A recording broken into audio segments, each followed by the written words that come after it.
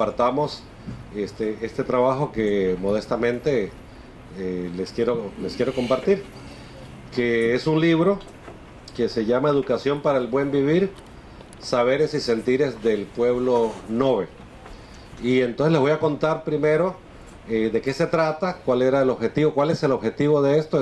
Este es producto de una investigación participativa que hicimos con comunidades noves del lado de Costa Rica, del lado de la frontera del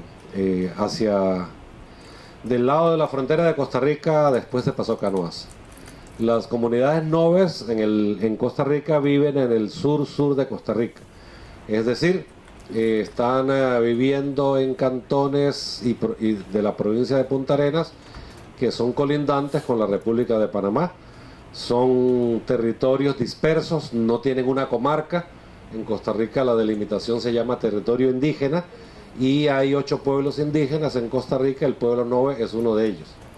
La población indígena de Costa Rica es de poco más de 100.000 habitantes, según el último censo que fue en el 2011.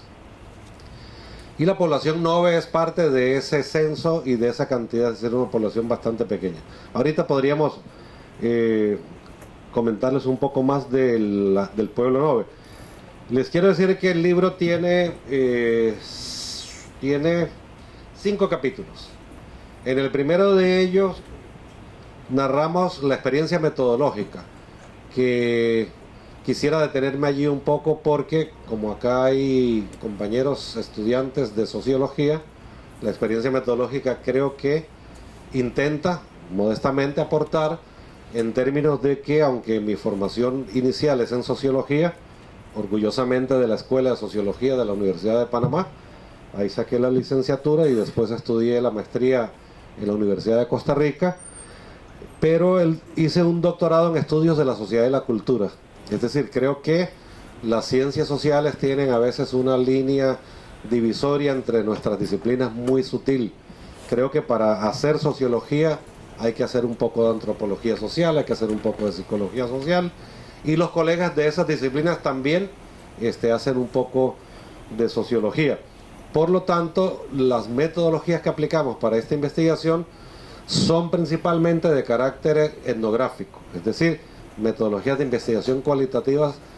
¿Por qué? Porque lo que pretende la investigación, cuyo título ya les dije que es Educación para el Buen Vivir, es establecer diálogos de saberes y de sentires con el pueblo Nove acerca de qué opinan ellos y ellas sobre cómo debería ser la educación oficial, la que establece el Ministerio de Educación Pública de Costa Rica, en las comunidades indígenas. ¿Cómo debe ser esa educación? Y cuando preguntamos cómo debe ser, nos referimos a todo. ¿Qué actores deben participar? ¿Qué es una educación pertinente y contextualizada para estas comunidades? Etcétera. Como ese es el propósito, entonces la metodología está fundamentada en diálogos de saberes.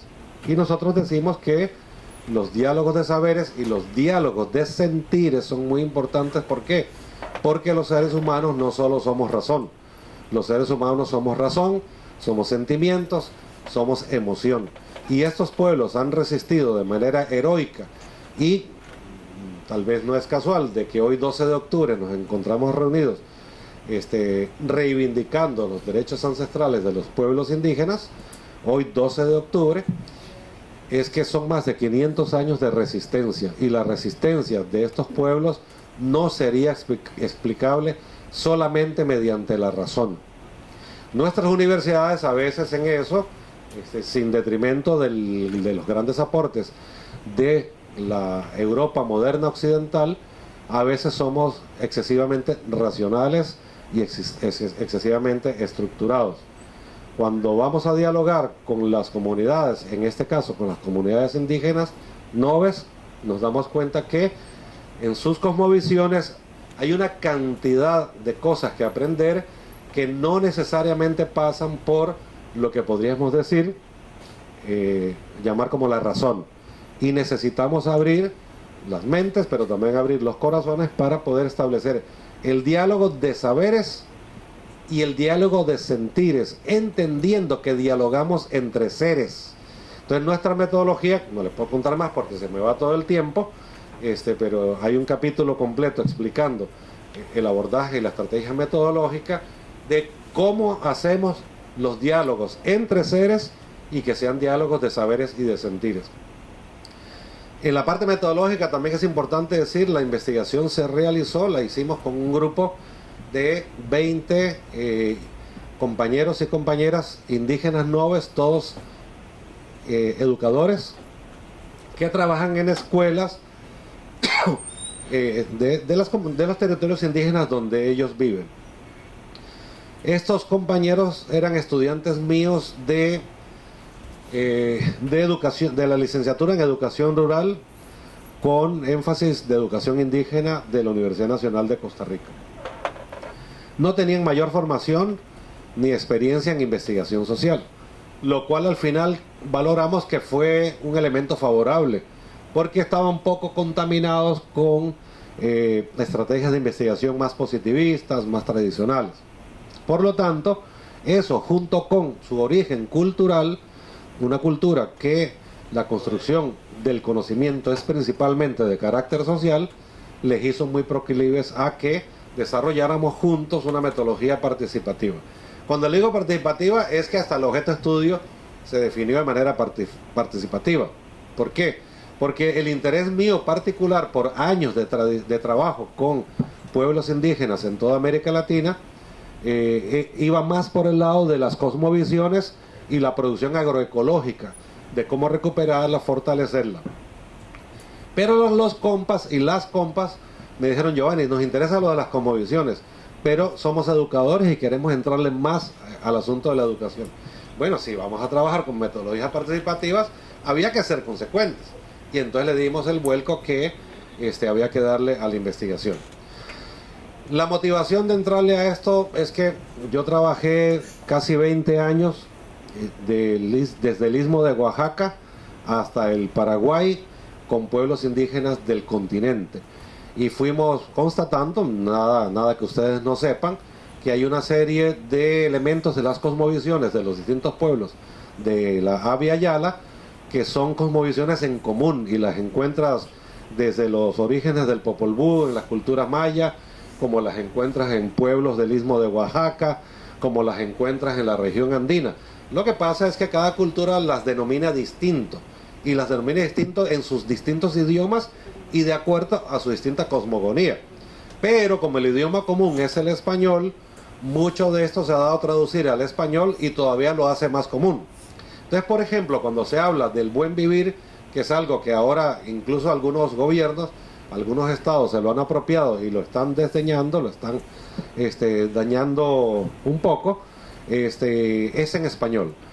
Entonces, la apropiación de este concepto de buen vivir es una apropiación que se hace desde las distintas miradas de los diferentes pueblos de la Abya Yala.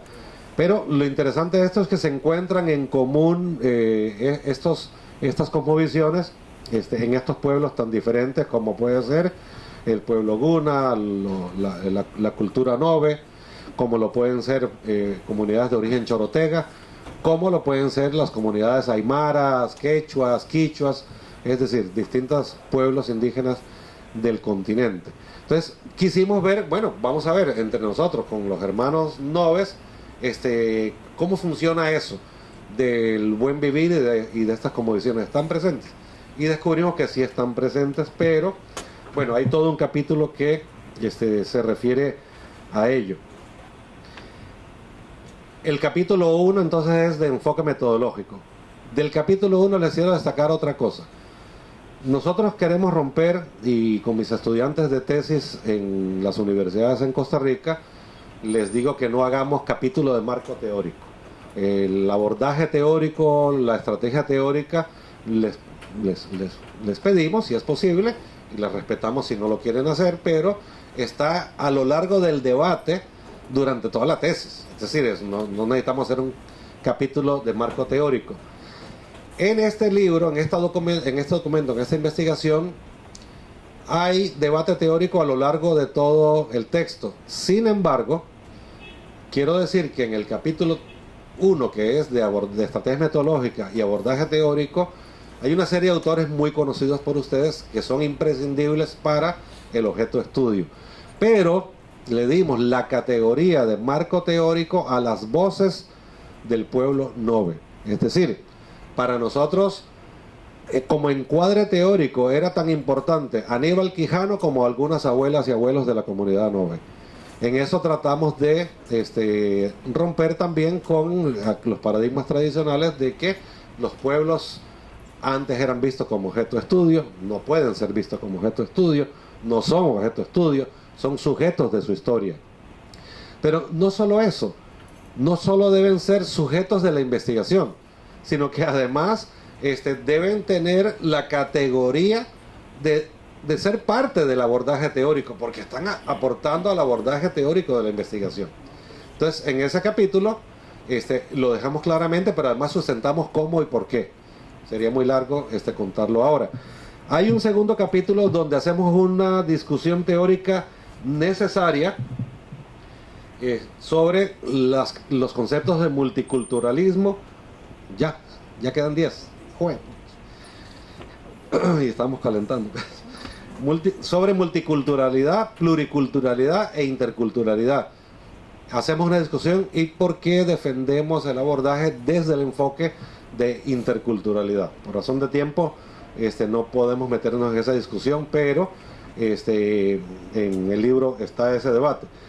Necesariamente también hacemos una reflexión sobre lo que es cultura, identidad y mitos. Hacemos un debate sobre el desarrollo y control cultural. Discutimos mucho la categoría de desarrollo. Lástima que no tengamos tiempo para meternos en esa discusión, pero recomiendo a Escobar, el paisano colombiano, y hacemos una discusión sobre sabidurías insurgentes y violencia simbólica, tratando de recuperar esto de saberes desde el sur, conocimientos campesinos, saberes campesinos, es decir, toda esta discusión que hay de reivindicar estos saberes que normalmente no emanan de los centros de académicos del continente. Hay un tercer capítulo que se plantea una discusión brava. ¿Por qué? Porque plantea el asunto de cómo podemos construir una propuesta de educación indígena que sea humanista, es decir, coloque a los pueblos indígenas como en la razón principal de ser, pero que a su vez no sea antropocéntrica. ¿Por qué? Porque una de las discusiones que hacen los pueblos indígenas y que nosotros compartimos es que en la cultura occidental todo lo organizamos de manera antropocéntrica, es decir, colocamos al hombre en el centro. De hecho, nos decían, bueno, en Bolivia, en la región andina, había compas que nos decían, Giovanni, pero el problema de ustedes los occidentales es que se sienten muy orgullosos del triangulito ese que hacen del desarrollo sostenible. Y le ponen las tres puntitas, vean, lo económico, lo ambiental y lo social, y en el centro, ¿quién? El ser humano. Nosotros no funcionamos así. Para nosotros, en el centro está la vida, y la vida no es solo el ser humano. La noción nuestra de la vida no se divide como ustedes en elementos bióticos y elementos abióticos. Para nosotros está vivo el viento, está vivo el río, está vivo, es decir, todos estos elementos porque son consustanciales a que nosotros podamos estar vivos. Y habitamos en un territorio, los andinos le llaman aliu, los noves en español le llaman nuestro territorio, donde conviven los seres humanos, donde conviven todo el resto de la naturaleza que está viva y donde conviven nuestros espíritus, nuestros muertos, toda nuestra espiritualidad convive allí. Es decir, es una noción distinta. Era un desafío cómo construir una propuesta educativa que fuera humanista, pero que fuera biocéntrica y no antropocéntrica. Bueno, allá hay una discusión interesante, le tocará a ustedes juzgar si lo logramos o no lo logramos. Y el cuarto capítulo se llama Buen Vivir, Resistencias y Convivencias. Allí hay una parte muy descriptiva, donde ahí sí hay algo cuantitativo de cómo lo que llamamos la cultura de la muerte en todo el continente está provocando confrontaciones con los pueblos originarios. ¿Y qué es la cultura de la muerte? La minería, las represas, la infraestructura, los monocultivos transnacionales, es decir, todo el modelo de acumulación capitalista cómo está destruyendo a los pueblos indígenas. Y los está matando, pero matando porque mata el territorio. Sin territorio no hay pueblos indígenas. Los está matando porque los aniquila culturalmente. Y los está matando físicamente porque cuando hay resistencias, hay represión y hay muertos. Y en Panamá se sabe bastante de eso, de la sangre indígena que se ha derramado y que ojalá no se olvide y que ojalá no se perdone y que no se perdone Bocas del Toro, porque por ahí hay un expresidente preso, pero tienen que cobrarle los muertos de su gobierno y las personas discapacitadas que perdieron la vista en la represión del gobierno racista y xenofóbico del señor Martinelli. Y los agroquímicos que no solo nos matan a los pueblos indígenas, están matando a todos. Y hay un último capítulo, y ya para ir terminando, que se llama Diálogo de Saberes y Sentires del Pueblo Nove, o con el Pueblo Nove, donde aquí lo que hacemos es que este libro sea un vehículo.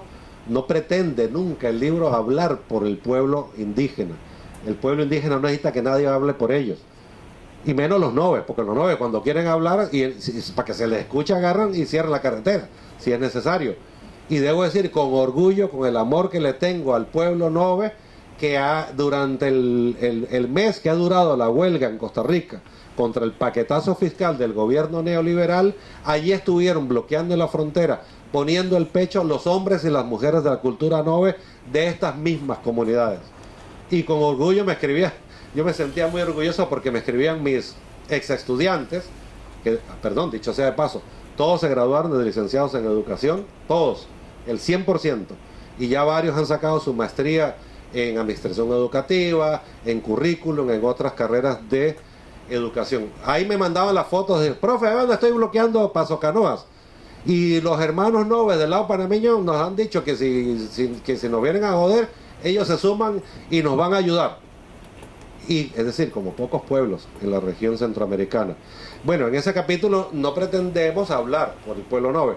Es un capítulo construido a partir de testimonios que están presentados entre comillas, y cada testimonio, cada palabra, cada opinión, cada pensamiento tiene el nombre de la persona con su autorización, de la persona de la cultura nove que participó, y el cargo que ocupa o la posición que ocupa. Quiero finalizar para respetar el tiempo, y que hay otro colega que va a presentar también un libro ahorita. Quiero decirles que la experiencia en términos metodológicos y sobre todo en términos humanos fue muy hermosa. Les cuento una anécdota, por ejemplo. Llegamos a una comunidad cerca de la frontera que se llama Abrojo Montezuma, hacemos una reunión de la comunidad, hay maestras, hay señoras, hay abuelas, hay abuelos, y empiezan una especie de grupo focal. Empieza un diálogo de saberes y sentires. Y dice, se levanta una señora y dice, como estamos hablando de cómo debe ser la educación para que fortalezca la cultura, para que la revitalice, y dice una señora, miren, a mí me molesta que hay maestras noves en la escuela que no usan el vestido tradicional de nuestra cultura. ¿Cómo le van a enseñar a los niños el amor y a las niñas el amor a nuestra cultura si no usan el vestido tradicional? Yo creo que todas deben usarlo porque solo uno. Y todo el mundo se queda así pensando y dándole vueltas. Yo miraba a mis alumnos, a mis estudiantes, y los miraba. Y la gente asentía y decía, ¿quién puede discutir eso con la señora? O sea, tiene razón.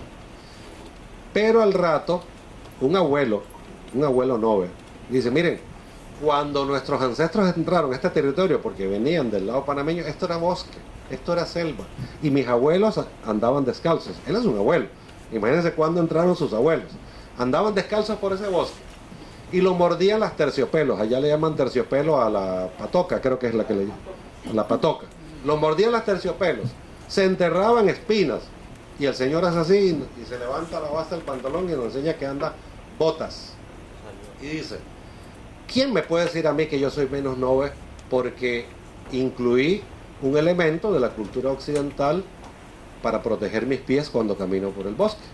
Uso botas. Soy menos nove que alguien aquí, dice el señor. Y todo el mundo se queda mirando y dicen, hace un rato la otra señora tenía razón, pero ahora, ¿quién puede decir que no tiene razón este señor? Y siguen conversando y siguen, porque así son los diálogos de saberes y de seres. Tú llevas una agenda. pero no eres esclavo de la agenda. Pero ven lo rico que va saliendo de los diálogos. ¿De qué buscábamos? Las cosmovisiones del pueblo Nove para ponerlas al servicio de un proyecto educativo que revitalice la cultura. Y para cerrar, de repente se levanta una señora Nove también y dice, miren, si yo me tengo que ir a Alajuela es en el Valle Central, allá, cerca, después de San José, si yo me tengo que ir a Alajuela y me tengo que quitar este vestido Nove, porque las mujeres Nove usan el vestido en general, y ponerme ropa de la que usan las mujeres occidentales porque tengo que ir a limpiar pisos para mantener a mi familia, a mí nadie me quita que yo soy Nove y mi alma es Nove y lo va a hacer hasta el día que me muera, porque yo soy Nove orgullosa y no depende de que me ponga un vestido. Y todo el mundo se quedó mirando. ¿Y ahora quién tiene la razón? ¿Quién tiene la razón? Como somos un equipo, somos una comunidad aprendiente, y después nos reunimos con el grupo de investigadores locales, que eran los estudiantes. Y nos reunimos y le digo yo a mis estudiantes, ¿quién de los tres tiene razón? Y nos sirvió para aprender que en las metodologías de diálogo de saberes y sentires entre seres, no queremos, no nos interesa ni llegar a consensos, mucho menos votar una posición. ¿Por qué? Porque lo que cada persona está diciendo es un aporte y es valioso para el objeto de estudio. Y en algunas reuniones, ante una pregunta provocadora, una señora, por ejemplo, anciana, una abuela Nove que no habla español, ella le tradujeron la pregunta y ¿saben cómo la respondió? Cantando. Empezó a cantar y nosotros dijimos, no hagan traducción simultánea. Esto no es la universidad. Que la señora hable en el novere, que es su idioma, y ustedes, los que hablan, después nos cuentan a los que no hablamos novere. Nos cuentan lo que recuerden, pero nadie lo interrumpa ni estén traduciendo. Después nos contaron, no, la señora contestó la discusión, pero desde el canto. Tuvimos consultas con los niños y las niñas en las escuelas. Dibujaron y jugaron, y así nos contaron los que nos querían contar. Es decir, y con esto cierro, compañeros y compañeras, sociólogos y sociólogas y estudiantes de sociología, las herramientas de carácter metodológico tienen que humanizarse y nos van a dar mucha riqueza para lograr objetos de estudio que están centrados en el ser humano, porque al final todo lo que hacemos, los que pretendemos ser sociólogos y sociólogas, es ver cómo contribuimos porque la gente en este mundo sea un poco más feliz, cada uno desde sus perspectivas. Así que les agradezco mucho y estoy a la orden por alguna pregunta. Decir que no creo que el sociólogo y la socióloga tengan que escoger entre metodologías colectivas y metodologías cuantitativas. Esa discusión está superada. O sea, uno echa mano en sus investigaciones de abordaje mixto, de un abordaje mixto. Sin embargo, por vocación, tal vez por inclinación mía, y también por fortuna, en la Universidad de Costa Rica doy un curso de metodologías avanzadas de investigación cualitativa para evaluación, en la maestría de evaluación. Entonces insisto mucho a mis estudiantes de que es muy importante permitir que emerjan diálogos donde emerjan las percepciones de la gente sobre la realidad. ¿Por qué? Porque al final, si vas a evaluar un programa dirigido a fortalecer unidades de microempresa de mujeres y llegas y aplicas algunos instrumentos tradicionales donde, por ejemplo, a ver señora, ¿usted cuánto vendía antes? Bueno, yo vendía $10,000 al año. ¿Y cuánto está vendiendo después de las capacitaciones? Nada, estoy vendiendo $15,000. Entonces usted hace el informe y dice, ve, las microempresas de las señoras están vendiendo más, por lo tanto es un éxito. Pero si usted, además de eso, que hay que hacerlo, usted le pregunta en algún momento, ¿y cómo se siente? Yo lo he hecho. Y yo he tenido señoras que me dicen, sí, estoy vendiendo más, pero antes era más feliz. Ahora vendo más. ¿Por qué? Porque metí tecnología, me dieron capacitaciones. Puchica, pero ahora soy esclava de esta microempresa. Sí, vendo más. Pero antes podía sentarme a ver el partido de la selección con mi marido. Así me lo dijo una señora. O con mis hijos agarramos y nos íbamos para el cine. Ahora casi no puedo ir al cine porque tengo que estar produciendo, pero vendo más. Entonces, eso que le llamamos cómo percibe la gente su propia vida, es decir, las percepciones, fue despreciado por las ciencias sociales positivistas durante mucho tiempo. Y ¿saben qué es lo más triste? En Europa hay una vuelta a eso, sobre todo en las escuelas de economía, porque me tocó pelearme con algunos muchachos jóvenes, economistas, que vinieron a hacer equipo con nosotros para evaluar algunos programas en Nicaragua, y nos dijeron, no, esa vaina de grupos focales y percepciones, eso no nos interesa, eso no es ciencia. Lo que no se puede medir no existe. Lo que no se puede cuantificar no es científico. Me quedé así, ok, haga usted su informe, yo voy a hacer el mío. Y entonces cuando entras en esa dimensión de los sentires, no solo de los saberes, es donde puedes completar el cuadro. Es que a mí me interesa que esa señora sea feliz. No me interesa solo que venda más. A lo mejor vender más le ayuda a ser feliz porque ahora le puede poner a todos los niños a la escuela. Antes algunas decían, de mis 5 hijos, saqué a este y a aquella porque no eran buenos en la escuela. Ahora los puede tener todos. Eso la va a ayudar a ser feliz. Pero esa percepción de felicidad es, o de cómo me siento. Una pregunta clásica, una de las que no eran clásicas, pero que hay que introducir. Señora, ¿y cómo se ve usted de aquí a dentro de 2, 3 años? ¿Cómo se ve? O sea, cuando ella te contesta eso, te está diciendo mucho. En términos metodológicos, eso es muy valioso. No sé si hay alguna pregunta adicional, alguna otra. Noves del lado de Costa Rica, las clases las hacíamos en la sede de la Universidad Nacional, que está en Paso Canoas. Te pasa la frontera y a los 5 minutos en carro, a mano izquierda está la sede. Pero ellos venían de comunidades que están muy alejadas. A veces, entonces lo que hacíamos nosotros éramos, no, vamos a las comunidades, mejor, no vengan ustedes acá. Comunidades donde a veces, por ejemplo, en una de las comunidades de la investigación, que se llama Alto de Comte, que está en la región de Comte-Burica, hay que pasar 3 ríos para llegar a la comunidad. Y cuando estás allí, ellos te dicen, mira, ¿tú quieres dormir aquí o quieres dormir en Paso Canoa? Oye, si te quieres dormir en Paso Canoa, vete ya. Pero si está haciendo sol, no, vete ya. O sea, los vínculos con la madre naturaleza de esta cultura son tan poderosos que ellos miran a su alrededor, conocen el tiempo, conocen el clima, conocen cómo se va a crecer el río.